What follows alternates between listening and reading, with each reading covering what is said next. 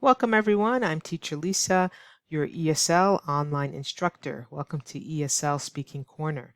So today we're going to talk about how to avoid answering sensitive questions. We do realize that different cultures communicate differently. So you might come from a culture that's very direct, perhaps the American culture, or you might come from a culture that isn't as direct, such as the Asian culture. So sometimes you may get asked questions that are inappropriate. Sometimes as an ESL teacher, I get asked questions that I find are too personal. But what about you? Perhaps you're visiting on vacation or planning to move to another country. How do you handle, what words do you use when you don't want to answer? So let's go over the language. First of all, there are some things to remember that the person might not be trying to offend. They might not realize that what they're asking you really is inappropriate.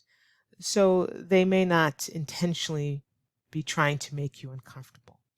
But the direct way to answer if somebody asks you an inappropriate question, for example, maybe how much money do you make? You can simply say, I'm sorry, but I'd prefer not to talk about that. So I'm going to put all these expressions down below so you can see them and you can use them. So that's the first one. I'm sorry, but I'd prefer not to talk about that. So it's a good way of being direct, but you're still polite. Or I'm sorry, but I don't want to share that information. Or I don't mean to be rude, but I don't want to answer that question. So that's a direct approach. Now, you can also say, no offense, but I'd rather not say. So you can replace I'm sorry with no offense, meaning don't be offended that I'm not going to answer the question. So no offense, but I'd rather not say. And this could be followed up by moving the conversation back to the main focus or the presentation or the material or whatever you were talking about before.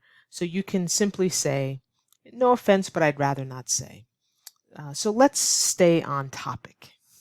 So you're trying to restart the conversation, send it in a different direction.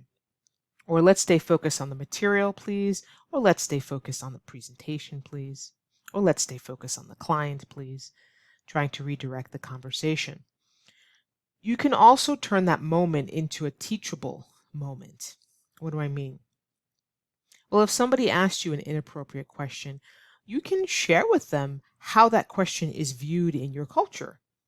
They might not know, again, that they're asking you a question that's inappropriate or offensive.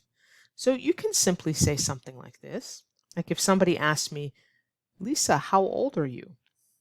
So I might say, you should know that in some cultures, asking others about their age is impolite. So some topics are considered taboo. So that word taboo means it's a topic or subject that people do not talk about in public. So asking about somebody's age may be taboo in a particular country, like in the US, or asking someone how much money they make is taboo in many countries. You just don't ask that, especially in public. In private, it might be a different issue. So you can say talking about age is taboo in my country. Or you can say sorry, but that topic is off limits, which means you'd rather not talk about it. So sorry, but that topic is off limits. Now, here's an example of how you can deal with an awkward or unwanted question. So let's say somebody asked you, how old are you? How old are you? You sometimes can make light of it or make it into a joke. Let's just say I'm old enough to drink alcohol. And that lets the person know that you don't want to answer, but you're not coming across so firm with your response. So you can sometimes make light of the question, so it doesn't have to be so uncomfortable. And then you can redirect. You can say, so you were telling me about the festival in your hometown? So you can certainly redirect. Okay. Now, how to be polite. How to be polite. So the phrases I shared with you is a polite way to respond.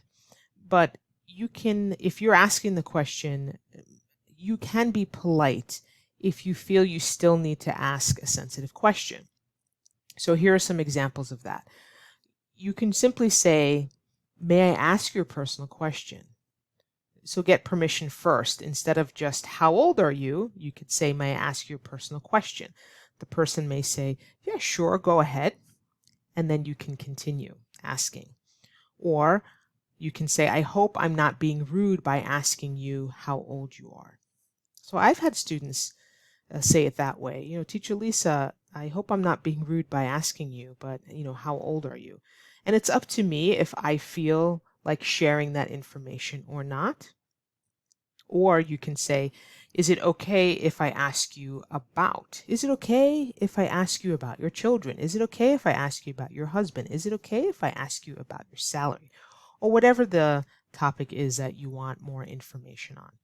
So hopefully this gives you some phrases so you're better able to handle awkward or unwanted questions when speaking English. See you in the next class.